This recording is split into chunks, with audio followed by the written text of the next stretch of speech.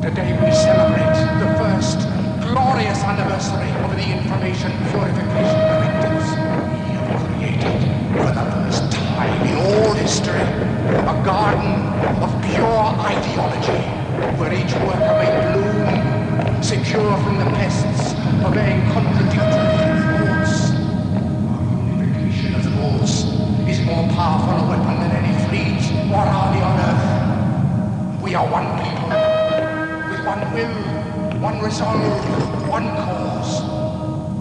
Our enemies shall talk themselves to death, and we will bury them with their own confusion. We shall prevail. On January 24th, Apple Computer will introduce Macintosh.